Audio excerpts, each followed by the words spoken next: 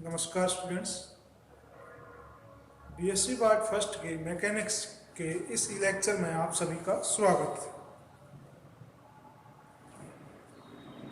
Mechanics में हम अब तक रिजिड बॉडी डायनामिक्स को पढ़ रहे थे और उसमें हमने काफ़ी इम्पोर्टेंट टॉपिक्स को कवर कर लिया है, लेकिन आज का जो टॉपिक है वो भी एक महत्वपूर्ण टॉपिक है और इसमें से आपको यूनिवर्सिटी एग्ज़ाम में एक जो मेजर क्वेश्चन है वो बनता है। आज के टॉपिक का नाम है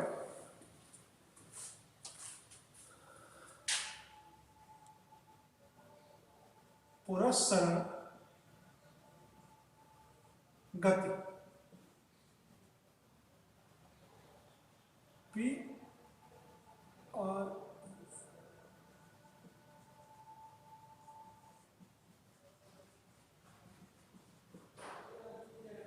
प्रोसेशनल मोशन या पुरस्सरण गति।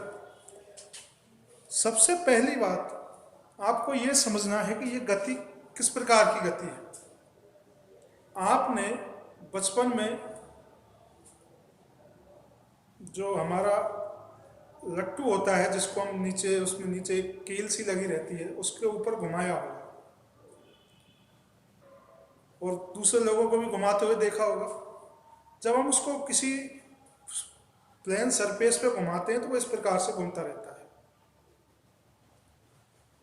जब उसका घर्षण के कारण जब वेग कम होता है तो वो जब वेग कम होता है तो फिर जो रुकने से पहले वो इस प्रकार से गति करता है, ऐसे भी घूमता रहता है और इस प्रकार से गति करता है।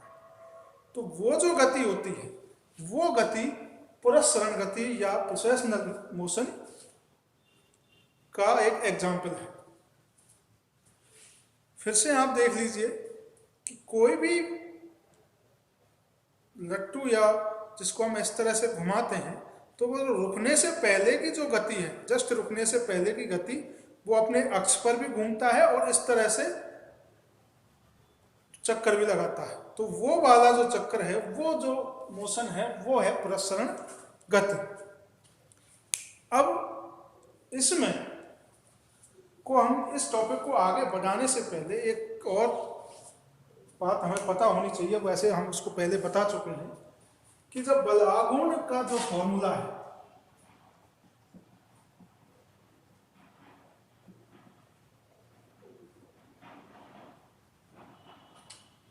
वो होता है आर वेक्टर एफ। ये बल की कार्य रेखा है और ये बल का मान है।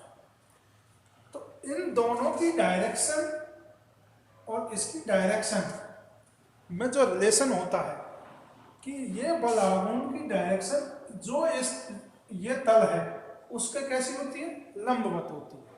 आप पिछले लेक्चर में हमने इस पर काफी डिस्कस किया था, लेकिन इस टॉपिक में इस प्रॉपर्टी का यूज हो रहा है तो इसको एक बार हम फिर से रिपीट कर रहे हैं कि बल आघूर्ण की जो दिशा है वो उस तल के लंबवत होती है जिसमें ये दोनों स्थित होते हैं, बल की कार्यरेखा और बल। और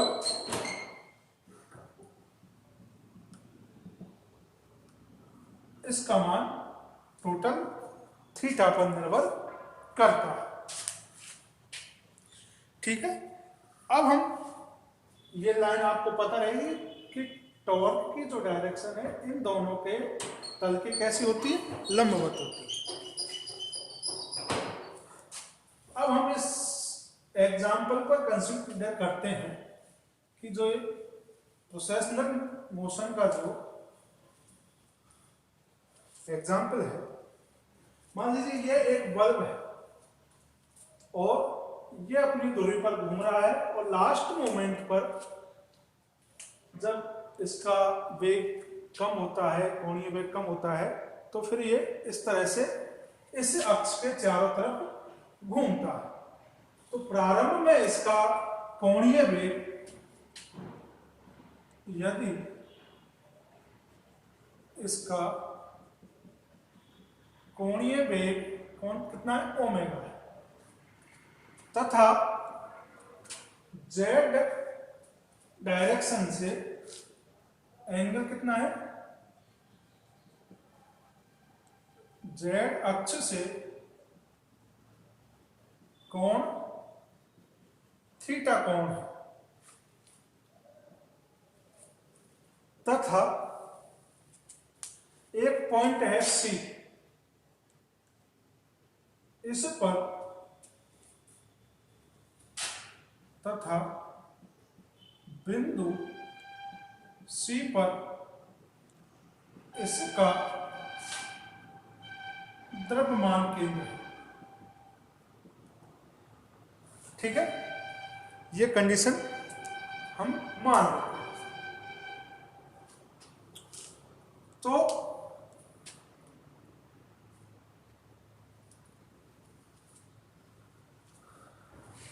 देखिए जरा, ये लाइन एक दूसरे के पैरेलल है, तो ये एंगल कितने का होगा, थीटा का ही होगा।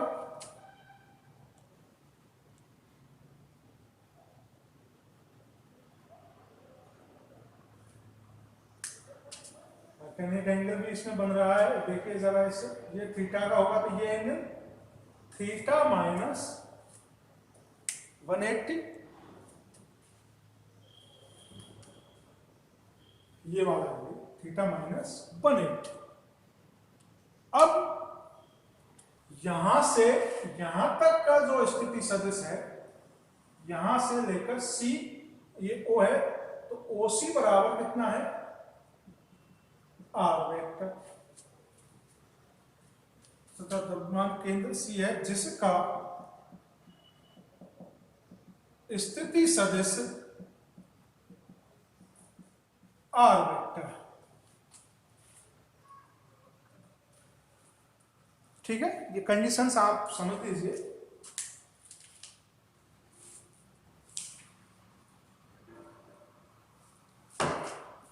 अब इसका कोणीय वेग कितना है, ओमेगा है, तथा इसका फिर कोणीय संवेग कितना हो जाएगा, कोणीय संवेग जे बराबर आई ओमेगा।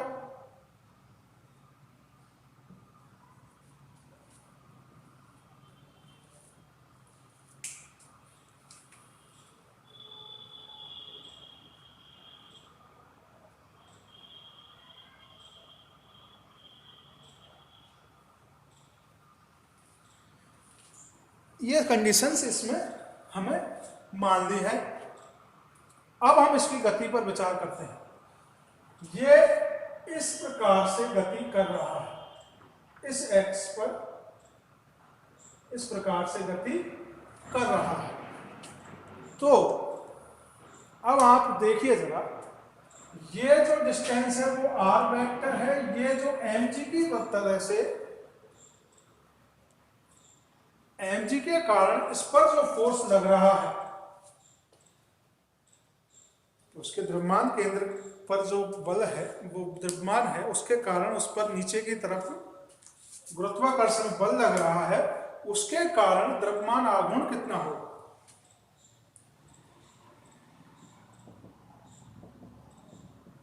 कि भाग एम के कारण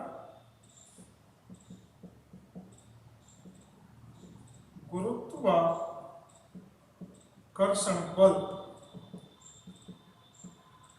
एम जी तथा बल आघूर्ण टॉ बराबर m g r vector into m g equal to m g r sine, ये एंगल कितना है 180 माइनस थीटा, तो टॉ बराबर m g r sine theta, equation number 2, ये टॉर्क की। अब टॉर्क की डायरेक्शन कैसे होगी, टॉर्क की डायरेक्शन ये आर और एम जी जिस तल में है उसके परपेंडिकुलर होगी। आर और एम जी इस तल, आर तो इस डायरेक्शन में है, जे की डायरेक्शन में, mg इसमें नीचे की तरफ लग रहा है, तो टॉर्क की डायरेक्शन कैसे होगी, ऐसे होगी। और टॉर्क इसको कैसे खींचेगा, आगे की तरफ खींचेगा। टॉर्क कैसे खींचेगा, आर की डायरेक्शन ये है, mg की डायरेक्शन ये है, तो ये जिस तल में है उसके लंबवत क्या होता है, टॉर्क होता है। तो टॉर्क इसको किधर खींचेगा, ऊपर की तरफ लगेगा टॉर्क इधर। तो जिसके कारण ये बल, ये जो रट्टू है वो पूरा सरण गति या प्रोसेशनल मोशन करेगा। अब ये हमारे यहां से कंप्लीट होता है कि टॉर्क कितना आता है। अब हम इसी को विस्तृत रूप से देखें। अब ये जिस एक सिरा तो इसका यहां पर रहेगा, एक ऊपर वाला सिरा ऐसे गति करेगा तो एक सर्कल बनाएगा। भाई एक सिरा इसका ऐसे रहेगा, दूसरा ऐसे तरह से गति करेगा, तो ऊपर क्या बनेगा, एक सर्कल बनेगा या एक कूप जैसी आकृति में, ये शंकु जैसी आकृति में ये गति करेगा। तो उस ऊपर वाले शंकु की जो त्रिज्या है वो कैसे निकालेंगे हम, इसको मान लीजिए मिटा दें, तो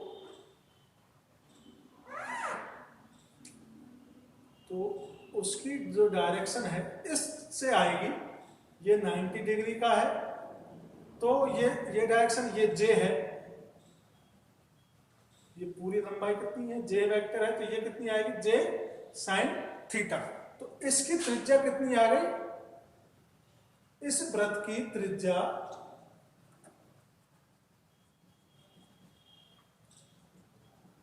जे साइन थीटा। ठीक है। अब इस पे लग रहा है टॉर्क, तो पहले ये यहां पे था, टॉर्क लगने के बाद ये फिर ऐसे आया, तो इसने जो दूरी तय की वो डीजे हो गई। मान लीजिए ये इसका कोणीय संवेग,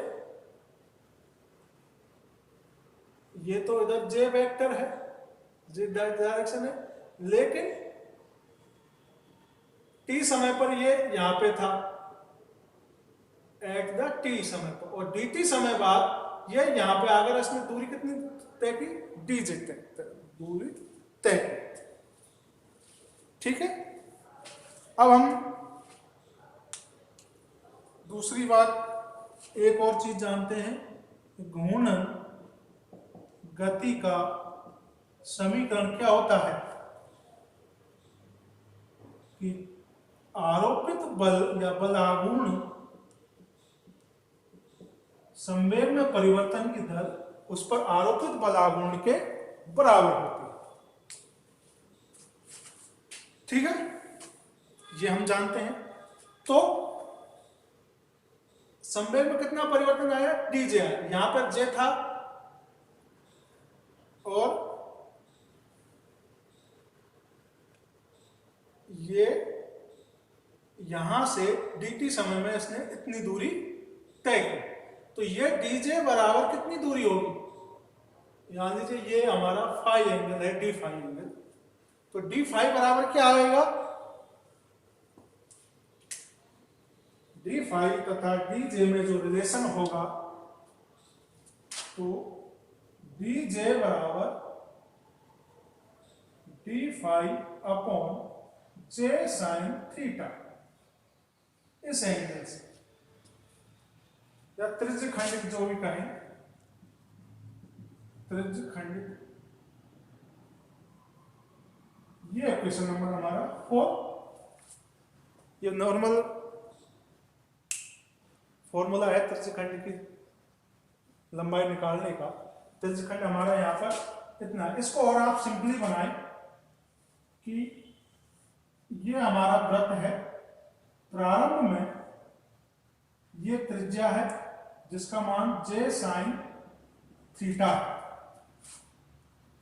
और ये कितने समय पे है, टी समय। टी समय बाद इसने गति की और ये पहुंच गया यहां पर,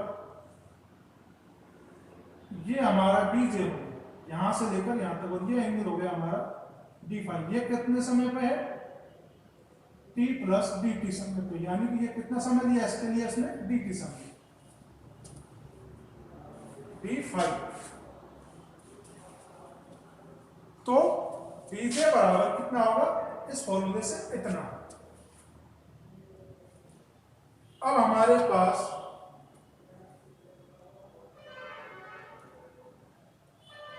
समीकरण 3 और 4 से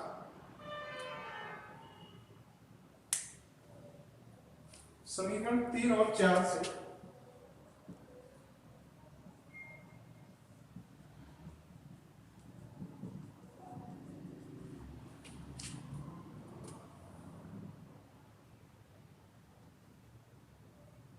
टॉ वेक्टर बराबर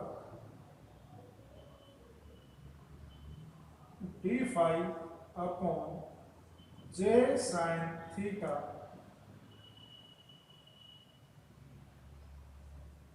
अपॉन dt।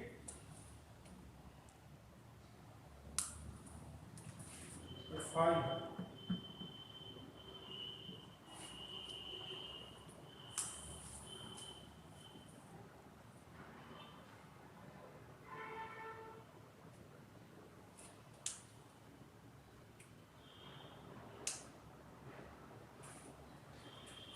और यहां से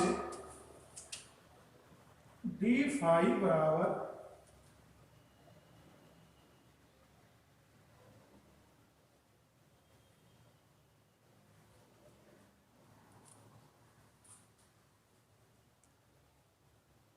d5 बराबर हमारा होगा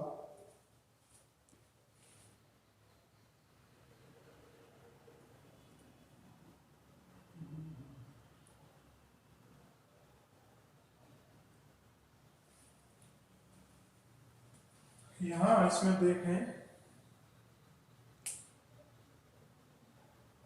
इस फॉर्मूले में ये इसमें यहां गड़बड़ है थोड़ा सा, इसको यहां से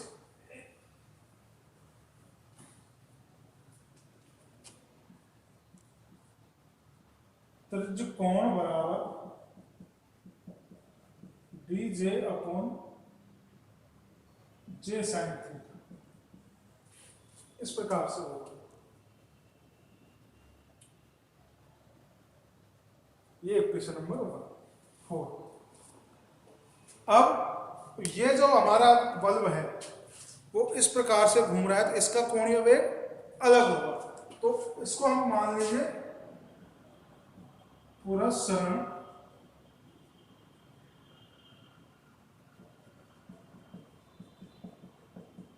कोणीय वेग ओमेगा पी बराबर d5 upon dt।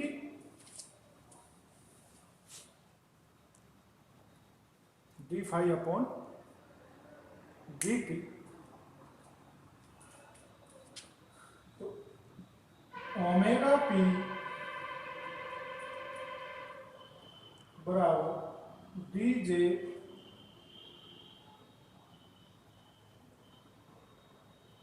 j sin theta upon dt।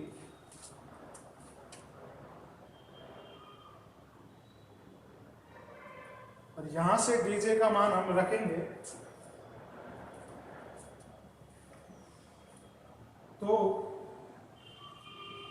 Omega P बराबर tau vector upon dt upon j sin theta upon dt। तो dt से dt कैंसिल, टॉ का मान हम यहां से ये रखेंगे ओमेगा mgr, यहां से रख देते हैं mgr sin theta upon j sin theta, तो sin थीटा से sin थीटा कैंसिल, तो mgr अपॉन j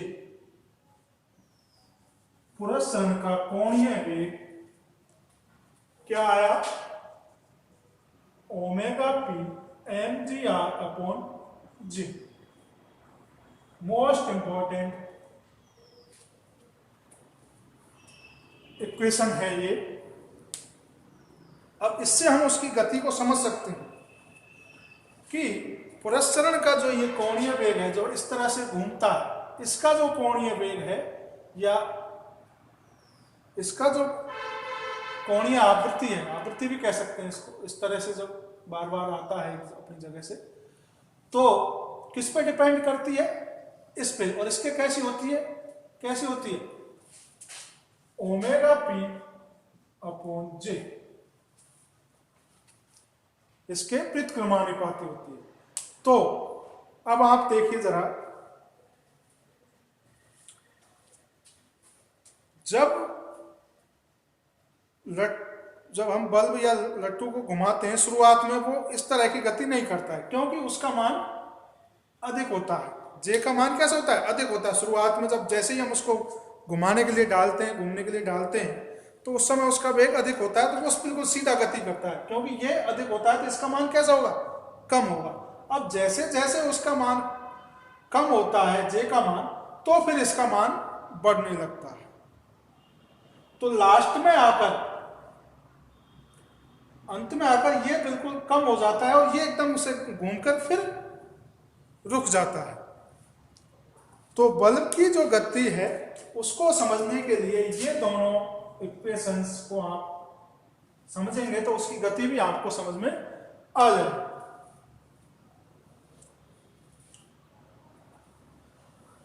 ठीक है भाई। और ये कौन सी होती है? लाभ आवृत्ति।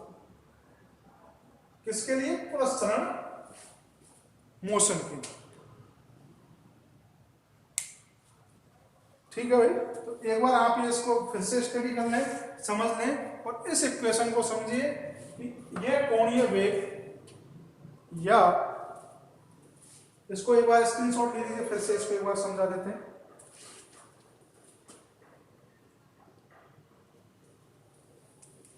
ये देखिए जरा, इसको हम फिर से एक बार, हमारा फॉर्मूला आया कि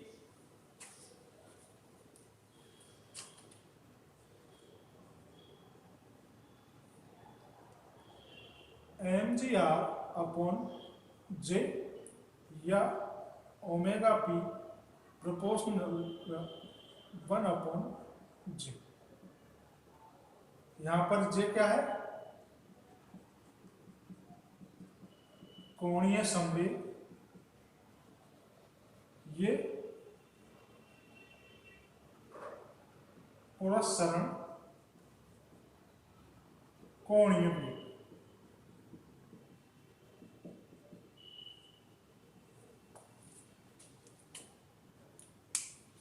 शुरुआत में जैसे ही हम बल्ब को घूमने के लिए सरफेस पर मारते हैं तो उस समय जे का मान अधिक होता है, और जे का मान अधिक होगा तो ये इसके व्युत्क्रमानुपाती, तो डब्ल्यू पी या ओमेगा पी का जो मान है वो सबसे कम होगा। शुरुआत में आप देखोगे बिल्कुल सीधा घूमता रहता है बल्ब, लेकिन जैसे जैसे इस जे का मान कम होता है तो फिर वो बल्ब थोड़ा थोड़ा घूमने लगता है, फिर जैसे और कम होगा फिर और ज़्यादा तेज़ी से घूमने लगेगा, और अंत में आकर एकदम तेज़ी से घूमकर रुक जाता है।